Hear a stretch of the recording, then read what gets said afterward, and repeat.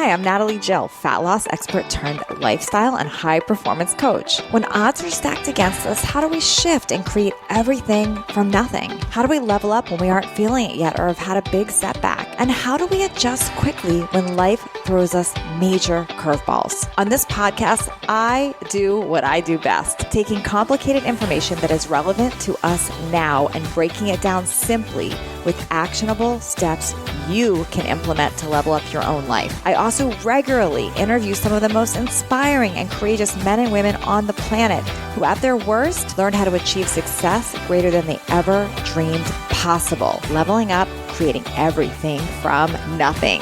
If you are new here, I encourage you to go back and listen from episode 1 for the full transformative experience. What happens when your identity comes from a family of successful quarterbacks and you decide to forego a scholarship in pursuit of entrepreneurship? I've got a great story for you today. Today, I want you to meet Brock Johnson. He's a 23-year-old former college athlete with a passion for helping others grow their brands using social media. His specialty now? Short form video on Instagram and online storytelling. After less than 2 years in business, Brock reached a six-figure income as a college student. Today, Brock is the co-host of Build Your Tribe podcast. He's an instructor of multiple online courses. He's a viral TikTok creator and an Instagram marketing expert. Grab a notepad and paper for this episode as Brock is going to give valuable tips on how to grow your own social media. I can't wait for you to meet Brock today and learn exactly how he leveled up, creating everything from nothing. Today, I'm here with Brock Johnson, one of my very good friend's sons, and I've been dying to interview you, Brock. I'm so excited. Thanks for being here today with me. Yeah, thank you so much for having me. I'm excited to be here. I say one of my very good friend's sons because you know I'm going to ask questions about what it was being raised by your crazy mom. Yeah. I say crazy mom because most of the people who listen to my podcast do know that I'm friends with her. His mom is Shalene Johnson, and she's got this whole personality of her own. And I sent pictures of you to your mom many times and said, is this really a son, or is this you acting as a son? Same person. So similar. 100%. Like growing up, we were super close, but without a doubt, we are very, very similar personality-wise, and the way we present ourselves online, very, very similar. So funny. You're just a dude version of her. But there's so many questions that I want to ask you because when I met you, actually, you were in high school. And football was your whole jam. That's where you were moving towards. You came from a family of successful quarterbacks. That was sort of your identity. Can we start there? I want to talk about that because is that what you thought you would be doing right now? Oh, without a doubt. I love that you used the word identity. Like that's exactly what it was. Up until probably about 2 years ago, my identity, my self-worth, all of that was very much tied into being a football player and being a quarterback. And that's very much the world I was raised in. My uncle played in the NFL. My grandpa is the second winningest coach in the history of the state of California. Wow. My dad played in the NFL and played in Canada. So I was raised in this kind of football royalty family.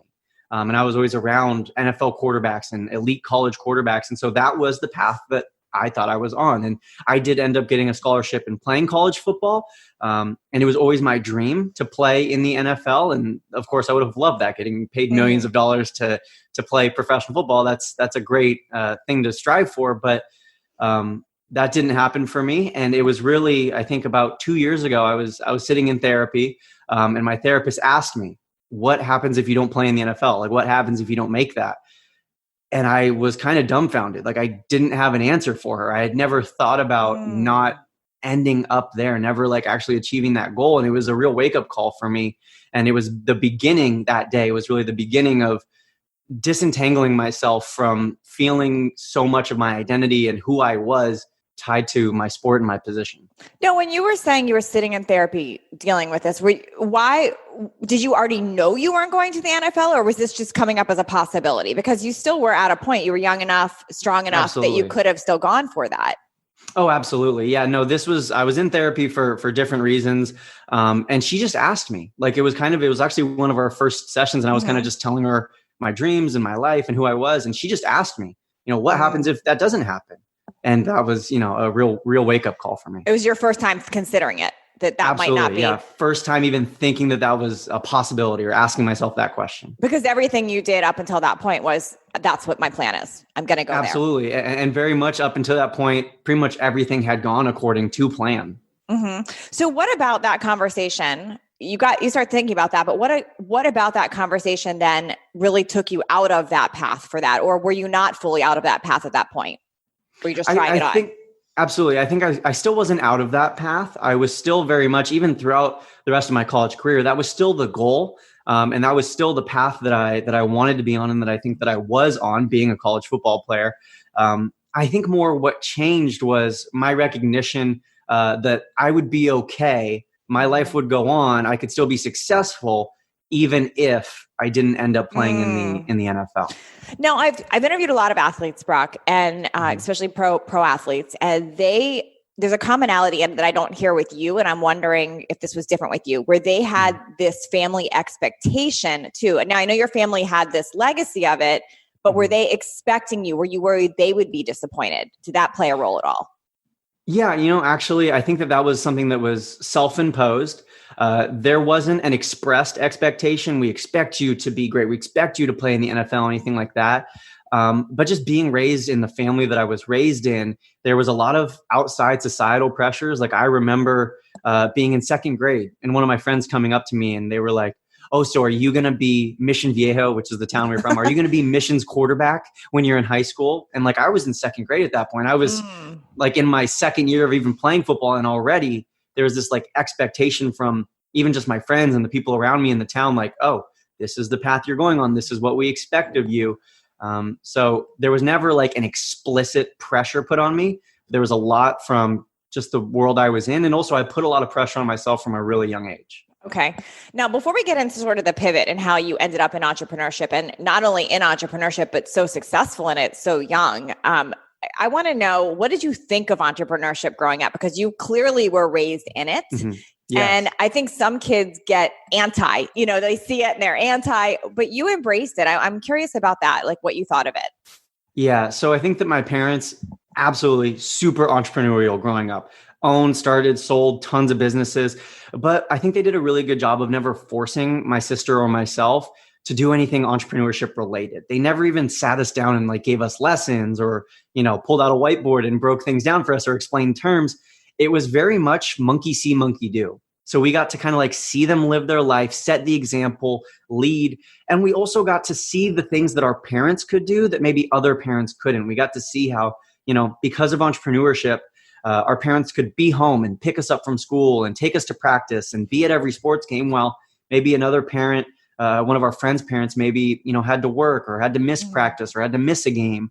And so we got to see those things from a really young age. And so I think my sister and I both would attest to this, that entrepreneurship and owning our own business was something that we very much, especially from an early age myself, gravitated towards and wanted to have that freedom that my parents had, and that responsibility too that they had. Mm-hmm. Now, what about and I think about this because I have a 13-year-old who was constantly annoyed at me, being on social media. Or did you ever feel that, or did you love it?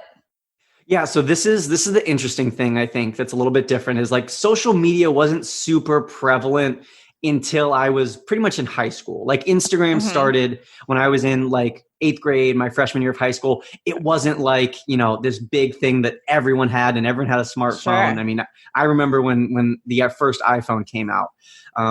But with that being said, I did have to grow up with my mom being on TV and my friends being like, "Hey, my mom does your mom's workouts," or, going through the airport and have someone like coming up to my mom. So I did grow up with that.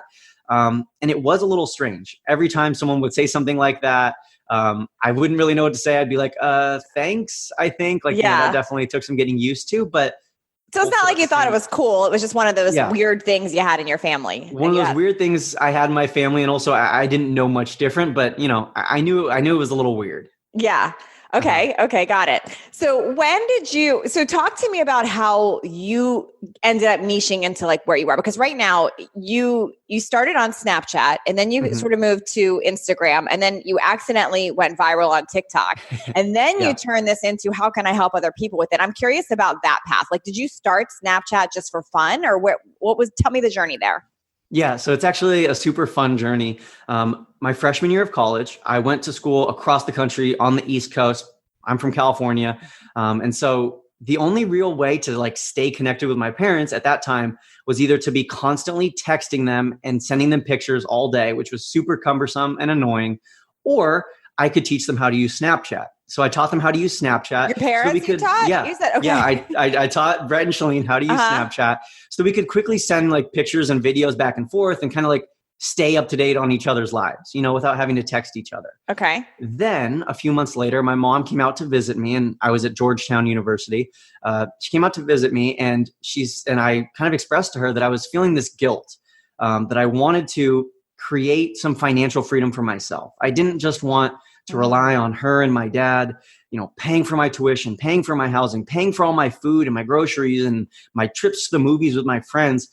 I wanted to kind of like financially cut the umbilical cord. Wait, hold the mic right now, because I have not heard another kid say that. And that's incredible. Like, where did that come from? Because I will pay you money to get my daughter to say that. How did that even come up? That's incredible that you even were thinking that.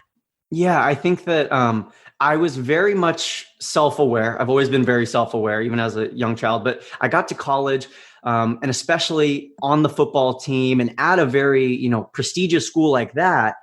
And then so you're surrounded by these elite, very wealthy kids and very like the smartest, highest academic, but then also you're with the football team who a lot of the kids got into the school. Maybe they're from, a lower income area or they got into the school because of their athletic talents. So that dichotomy really bothered me. And I was kind of, torn in the middle where I came from definitely a privileged background with my family, but I was on the football team and I was a football player. So I saw like a lot of my teammates struggling to, put food on the table and not being able to go down the street and get, lunch out or go to the movies with me or things like that. So I wanted to be able to still maintain my same style of life and not have to sacrifice or live eating just top ramen. But also I knew that I didn't want to just rely on my parents to live that life. I just love that you had that awareness and you did that, because I think it could have gone very opposite too, where you're like, well, my parents are successful. They love me. They're giving me things, you could have gone this very different direction. So I just think that's so empowering that you even were thinking ahead like that and saying that. I'm sure your mom was so excited to have that conversation with you when you brought that up. Oh yeah, absolutely. And like, luckily, because I had learned so much from them growing up and I had always I put in air quotes, an entrepreneur. I'd always tried to like start little businesses growing up. This was my first time starting a real business. So I remember my mom and we stayed up till like 2 a.m. just brainstorming. How can I help people? And where is there a need for people to be helped? And it was at that time that I was like, well, hey, like I just taught you guys how to use Snapchat. Snapchat, people might not remember, but it was super popular and trending at that time. It was as newsworthy as TikTok is now. If we think, TikTok is dominating the headlines, Snapchat was back in 2016. And I recognized that there was the big stigma, the big scare around Snapchat was how dangerous it was and the disappearing messages and predators online and things like that. So I thought, hey, what if I taught other parents how to use Snapchat? Because in doing so, if these other parents knew how to use Snapchat, they would be better equipped to keep their kids safe and know what's going on and have those conversations with their kids. I love what you just said there, because I've told so many entrepreneurs that are starting entrepreneurs when they're stuck on what they're going to do. I would say, find a problem that other people have that you figured out how to solve. And that's really what you did. Like, you found a problem, not how do I just use Snapchat, but how do I use it for the parents whose kids are going down this dangerous road here. So that was key right there. So this is where you were brainstorming until 2 a.m. Like, what is this problem? What am I going to figure out here? Exactly. Brainstorming also / like playing around, me and my mom having fun on Snapchat, messing around. But that was what I settled in on. And I eventually, within the next couple of weeks, I created a course on how to use Snapchat for parents. But then football season hit, and I kind of put all that on pause, focused on football. After the football season, so in about November or December of that year, is when I launched, and I started promoting it, and I started just sharing it on my Instagram, which was very, very small at the time. And my mom helped me a little bit promote it on her social media. And I got a couple hundred students into that first course. But then, go ahead. Go ahead. Well, I was going to say before, because I know what some people are thinking. Well, he had a mom that had a platform, but I want to share, there's many times that somebody with a platform will share somebody's program or concept or profile, but if they haven't done the work and created an awesome solution, it's not going to sell. So yes, you had a little bit of a leg up with that help, but you still had that incredible idea of a program and stuff on the back end to make that go. Absolutely. And I absolutely acknowledge, like, I had the leg up. I had the benefit of having a mom with like 500,000 followers. And like you said, I think a big testament to the quality of that initial course was how many moms shared it with other moms and how many parents were sharing it in their Facebook groups and things like that. But very quickly there, within about 6 months, I realized that I had taught all of these parents, all of these adults, how to use a brand new social media. And they were in this world of, okay, I can grow my business on Instagram. I can grow my business on Facebook, YouTube. Now there's this new untapped gold mine of Snapchat. And Snapchat marketing was kind of, born around that time. So I transitioned that original course from teaching parents how to use Snapchat to then teaching business owners, small business owners, how to market using Snapchat and how to grow their platform and their influence using Snapchat. So when you did that, Brock, because I didn't see that program. I remember you doing it, but I wasn't in it. Did you, was that like a pivot or an expansion? So did you still have it marketing to now 2 different groups of people, like parents, and you can do this, or did you completely pivot into that? They were 2 separate. So when I created the business version, it was pretty much entirely unique. There was a few of the same kind of characteristics that you had to, learn to use the platform, but then took out all of the lessons that were focused on parents and what your kids might be doing that's risky and changing that to more business and marketing side of things. So it was a total pivot, a total rebrand. And I really, for the most part, stopped marketing the parent side of things and how to, help parents keep their kids safe. And also at that time, I wasn't necessarily that into that. I wasn't very passionate as I once was about helping parents keep their kids safe. And I was a lot more passionate, especially because I was kind of in this first round of entrepreneurship. I was really passionate about teaching other people to do what I had just done. What was price point on these? How did you decide that? They were relatively inexpensive. My first course, the Snapchat for Parents course, was around $27. And I think that ended up, I tested a bunch of different prices, but the sweet spot was around 37, I think was what I ended up on. And then the business course, that one I think was about $57. It had some more lessons to it. And also because it was teaching something that, might in people's eyes bring back more value. Like they're actually going to make money from this course. That one I charged a little bit more. So 57, but all of them, I would say, that's pretty inexpensive for the amount of value they were getting. Yeah. So I have a question about that because there's definitely some wannabe or already entrepreneurs listening to this. And and I know what comes up when you're creating a first program is the amount of time it's taking you for research. You're filming it, you're creating it, you're having it edited, you're building a landing page, whatever. There's cost associated. So that 27, 37 to 57 is scary for some people. They're thinking, well, I'm going to be operating in the red or it's going to cost more. Can you just talk to us through that process there? Because did you have that story in your mind? Were you worried about that? My thought is always, and this is still the same thought that I have today, I would much rather over deliver, right? I'd much rather under promise and over deliver. I'd much rather promise all of these things and then they show up in the course and they get so much more. So that was my thought back then. I always wanted to feel, this is something that I kind of tell myself, I want it to feel like my clients or my students are stealing from me.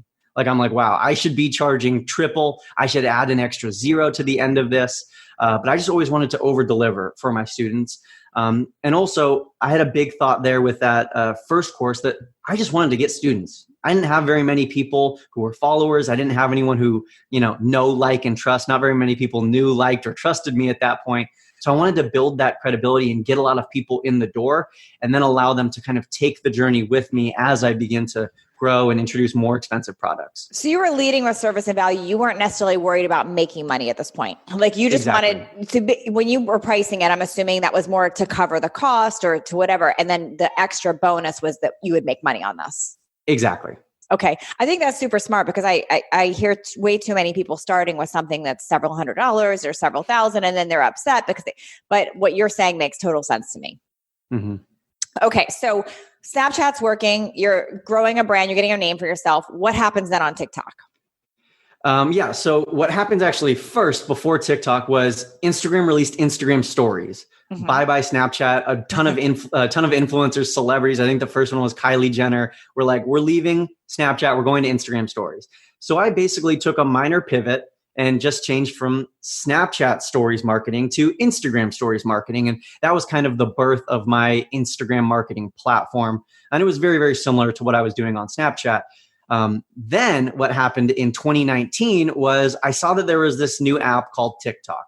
It was gaining popularity. And from what I saw at that time, it was mostly dancing and hilarious videos. And I love dancing. Like growing up with the mom I did, I've always been around music. I've always been able to keep a beat. And like my mom and I have always danced. So we got on TikTok and just kind of like watched a couple of videos. And I was like, what if I just create one? So I created one or two and whatever, they did okay. And then one day after one of my spring football practices, I got a group of my players, my friends together in the locker room. And I was like, hey guys, let's make a TikTok. And they're like, what the heck is TikTok? And I said, just do this. And I showed them like, basically, we're going to put our hands together and we're going to kind of move our hips back and forth. And I had one of my other teammates film it. Posted that. And the next day it was like 3 million views. To this day, it's my most viewed video. It's close to 8 million views at this point. And actually TikTok reached out to me in January because they wanted to put that video in their Super Bowl ad.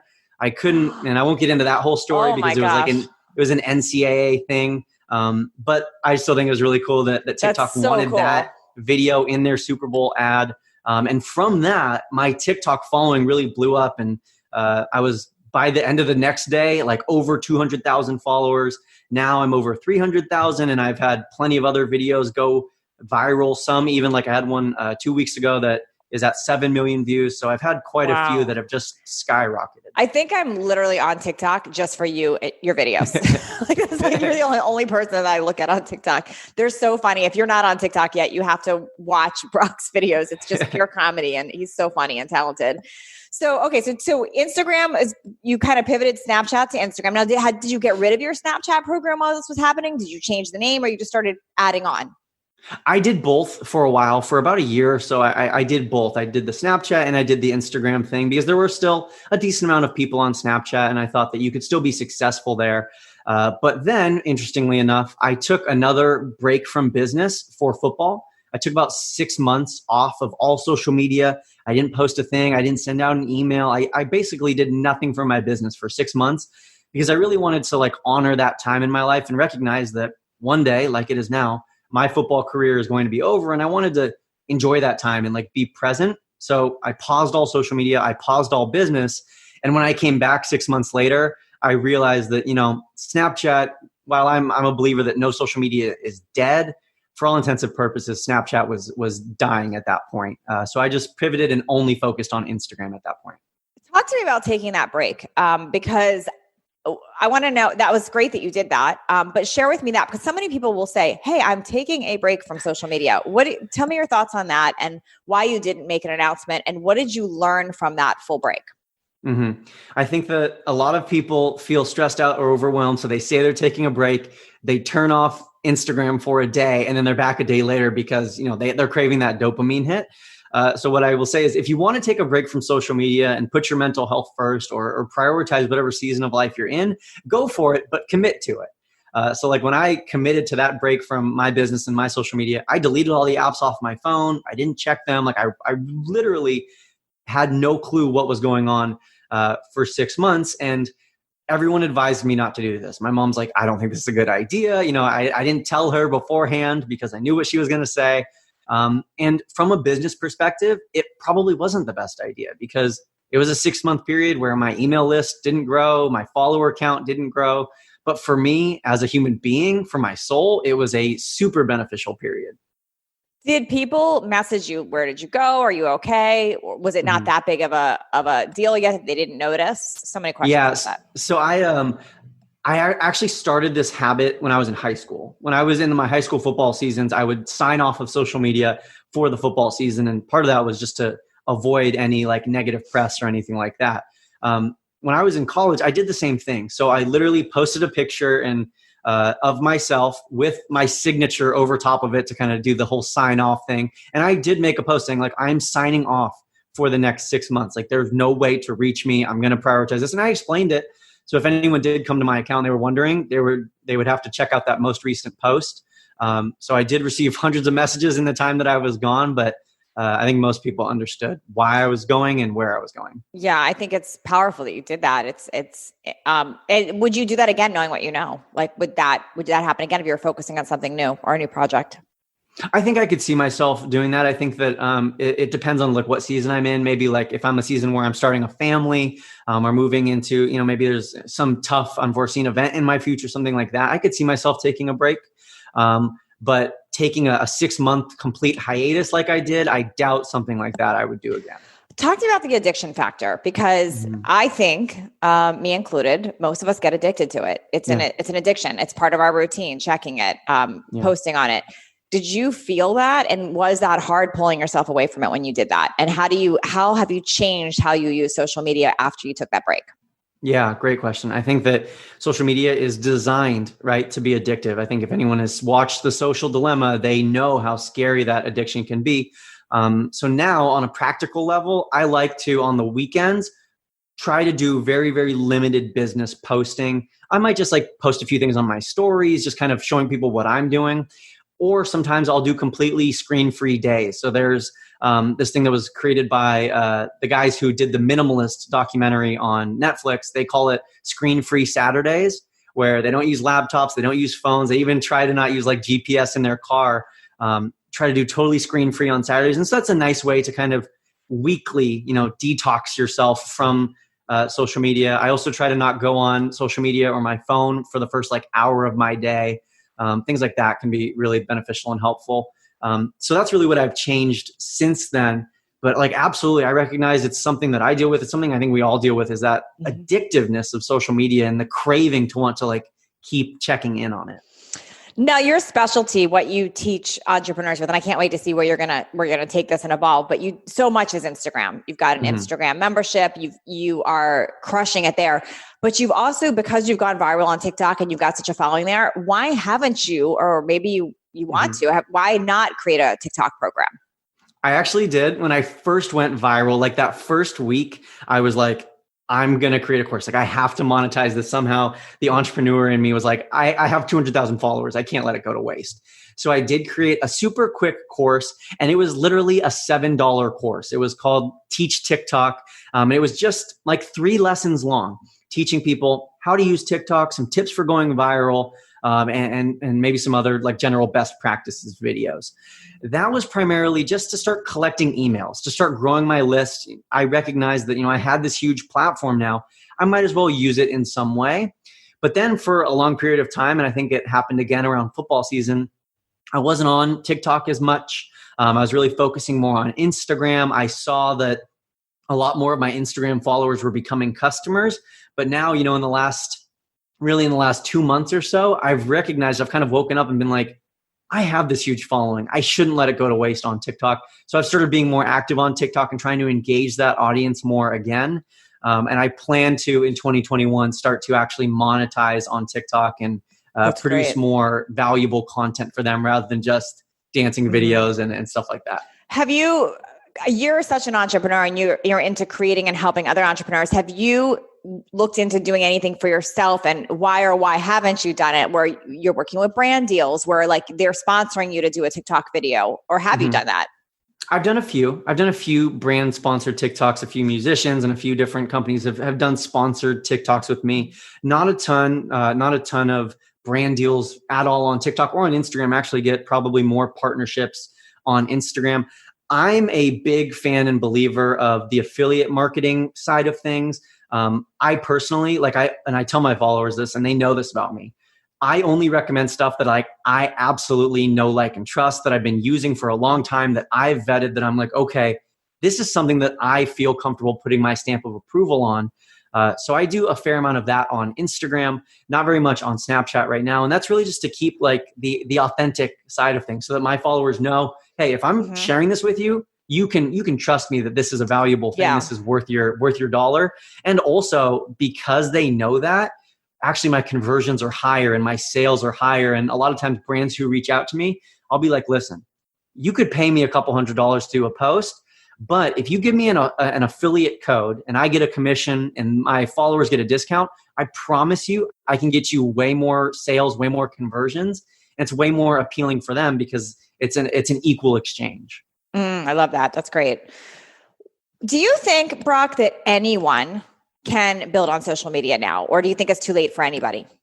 I think it's absolutely possible. I think that Instagram is a really, really great place to grow. And TikTok, if you have 0 followers, that as well, still, even if people are like, oh, it's late to the game, it went viral in 2019 and kind of everyone got on it in 2020. Now we're moving into 2021.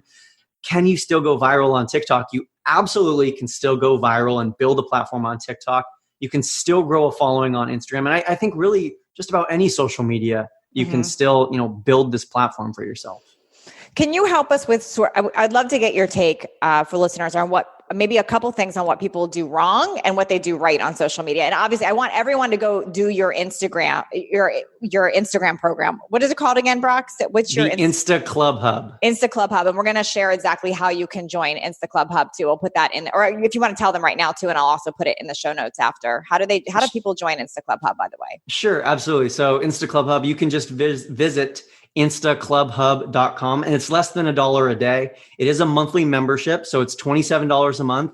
With that, you get, I think we're up to over 80 pre-recorded Instagram lessons now. Wow. Plus 2 live trainings a month with my mom, Shalene, and I. We do 2 live trainings a month.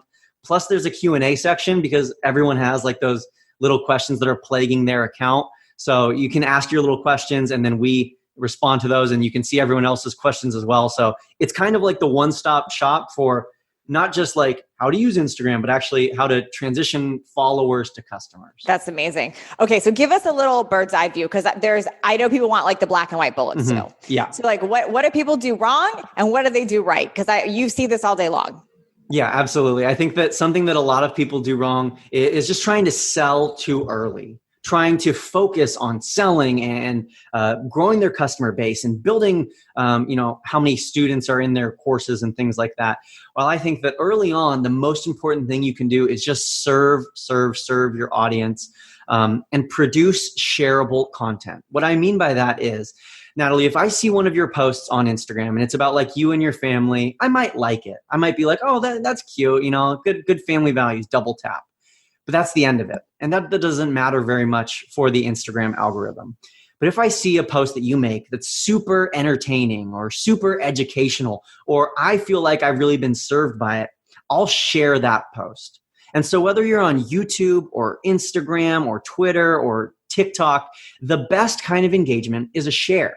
Because a share is me saying, Natalie, I like this post so much that I'm going to share it with my audience. I'm going to make sure that more people see that. And so no matter what social media you're on, algorithms want to see that. Algorithms want to see, hey, Natalie's post is so good that everyone is sharing it. And that means more and more people are going to see it. So you should be trying to produce shareable content on social media rather than just trying to sell. That's a huge thing that I see a lot of people missing the mark on. And in order to produce this really shareable content, this content that really serves your audience, it's important to first and foremost put yourself in a niche. Pick your niche. And I like to say pick your niche because when people hear this term niche, especially for entrepreneurs and multi-level marketers, they hear the word niche and they think like it's this mystical thing out in the universe that's going to strike you one day. And it's like, oh, I found it. I discovered my niche. It's like lost in the jungle somewhere. Mm-hmm. But really, you just pick your niche. It's a lot less like a secret hidden gem in the jungle and a lot more like picking the car from the used car lot. Like you just pick the one you want. You pick your niche, whoever you want to serve and however you want to serve them, however you feel best called to serve someone, and you focus in on that niche. So, to go back to my original story, my niche originally was Snapchat, helping parents, that was the group of people, helping parents use Snapchat and really use it to help keep their kids safe. And then from there, it was helping small business owners, so that was the group of people, helping them grow on Snapchat. Then it transitioned, helping small business owners grow on Instagram. So always from day one, I've been very intentional with picking a niche and staying within that niche. And when you pick a niche and you stay within it, it's so much easier to come up with what to post and to create your content and to serve your audience and to actually create those really valuable, shareable posts. So good. I think that's so intelligent, so smart. I myself, and I'm curious your feedback on here, if you agree or you don't agree, I'm open to feedback too. I find on my own social media, the things that get the most sales, attention, followers, whatever, is either if it's disruptive, so disrupting something people are already thinking, or making fun of myself with something relatable. Those are like the two things. So if I post a picture of my dog, and it's funny because I remember one day I actually posted a picture of me and Flops, and your next post was like, don't post a picture of your dog or something like that. But you were right. Like if it's something just fun and it's great, I get likes and whatever, but it doesn't do anything. It's not adding value. Yeah. So I find disruption and making fun of myself. Are those kind of the two things or that you see work for you, or what? Talk to us more about that.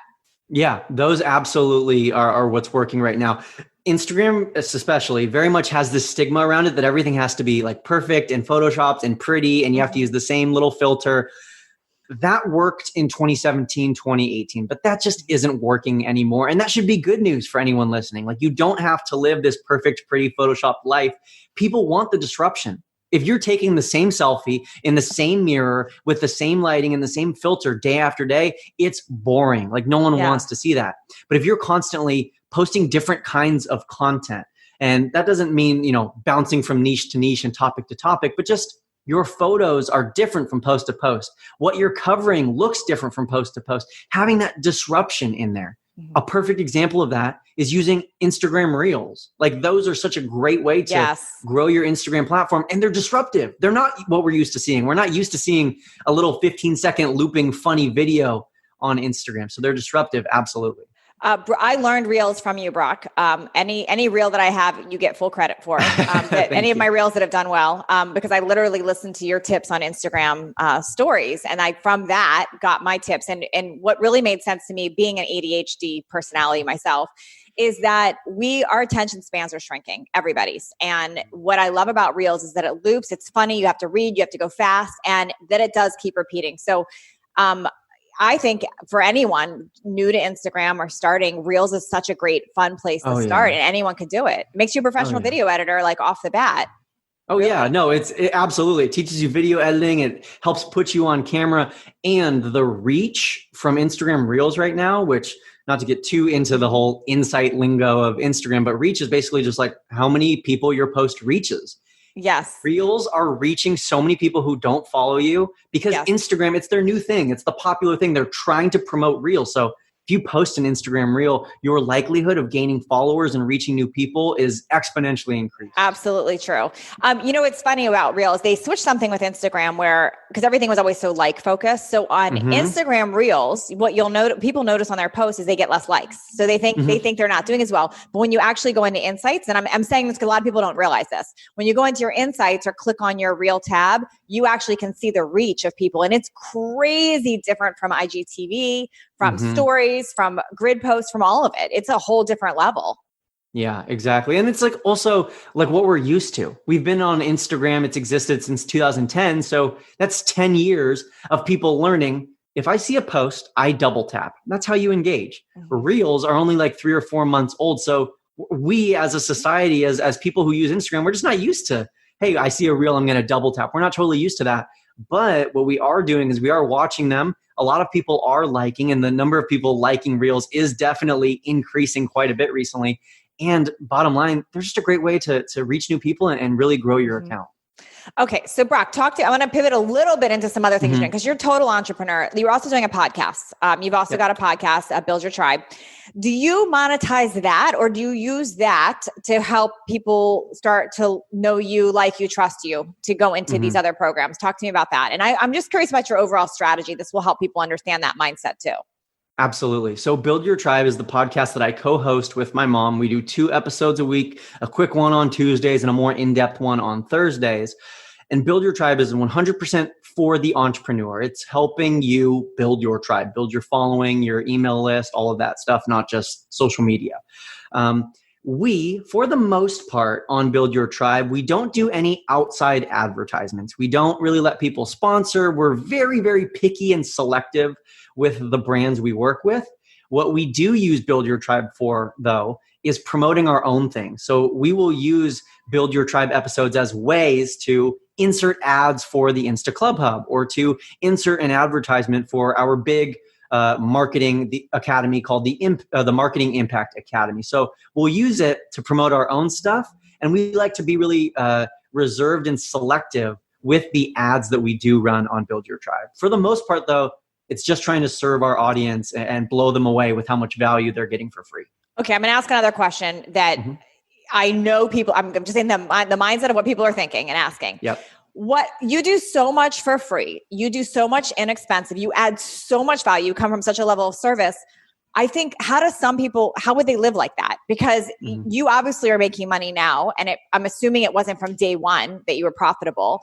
What do you tell people about that? Because you're absolutely on the right path with add service, add value, give. But some people, they're like, well, what am I going to do? I'm going in the red, or I'm behind. Do you have any advice there? I think that it's really challenging if you're starting your business from a purpose, like your why, your driving focus factor is, I need to make money. Like I don't have enough. There's a scarcity mindset there. I don't have enough. I need to make money. I can't be in the red. I can't be in the negative. I need to be profitable. Because then at what point do you feel comfortable enough? If you have that scarcity mindset, at what point does the switch flip and you're like, okay, now I've got enough. Now I suddenly have this enough mindset or an abundance mindset. Now I have enough. Now I can actually start serving. Now I have enough money. When have we ever heard anyone in history be like, I think I'm satisfied. I didn't have enough, but now I'm good. So now I'm going to start serving. So I think it's really just the approach that you take and recognizing that if you take this service-focused approach, it might be a little bit slower at first. It might be a month or a year or a couple years of slow growth, of challenging times, of difficult seasons. But if you keep that focus of serving first and adding value first and over-delivering, 3 years later, your audience eats up everything you post. They are craving. I get direct messages on a daily basis on Instagram from people like, Brock, this is like an exact quote, Brock, you give us so much value on Instagram. What can we purchase from you? What can we buy? My audience is asking to buy things from me. Do you have any courses? Do you have any one-on-one coaching? Do you have more that you can offer? People literally asking to become customers. So good. And your mom actually helped me with this conversation too, because I had a story in my mind that everything I do needs to be profitable from day one. And I've learned, and I coach entrepreneurs too, to have several streams of income. So you've got different buckets that it comes from. And I was going through my own struggle in my mind, like, what if two things are not profitable? Like, how long is that okay? And what I've learned, and you're seeing this too, is that most people are not profitable day one. Most people are not profitable day one. So it is coming at it with that strong mindset that this is my long-term plan. This is what's happening. I'm going to give. You can watch that bottom line and not get in a crazy hole, but knowing that comes later. Yeah, so absolutely. It's good to know that's something. So what's next for you? Where do you see yourself going? Where do you want to build and focus on next, do you think? Yeah. So right now in the season that I'm currently in, I'm really enjoying starting to work with my mom more as we do this Insta Club Hub together. And I'm also taking on a much larger role in her larger academy that's called the Marketing Impact Academy. I referenced it earlier, and it's like a total marketing academy. Like it's dozens and dozens and dozens of lessons, and it's more than just social media or even more than just marketing. It's really like how to start, grow, launch your business. So I'm taking on a much larger role in that side of things, and I'm really excited in the future, hopefully like long-term, big picture, to just start to spread the idea of teaching entrepreneurship and showing people that it's possible and living the life that you want to live, showing them that all these things are possible. I think especially in my generation and younger generations, entrepreneurship is becoming a lot more accepted, like running and starting your own business. It's becoming a lot more understood, but the best practices and the techniques and the actual teaching of how to do it, that's still where we're lacking. And it's far from being taught in schools. So long term, I would love to really educate my generation and the future generations on how to do this whole entrepreneurship thing maybe big picture one day it's integrated into school's curriculum. Okay, one more question, because there's a lot of parents listening. How Mm-hmm. do we all make sure our kids have the same relationship with us that you have with your mom? Yeah. Seriously though, have you always been this close with your mom? My mom and I have always been super close. Growing up, she was like always the person to go to. If I was stressed out or anxious, like she was the person who I would sit and talk to. And my dad and I had a great relationship, but we didn't have that kind of relationship. And in the same way, my sister kind of had the flip-flop. She had that relationship with my dad. And I think the thing that my parents really did well is they really supported us. They really empowered us. And they allowed us to come to them. They didn't sit us down and make a ton of rules and tell us what we could and couldn't do and force us to do things or learn certain things.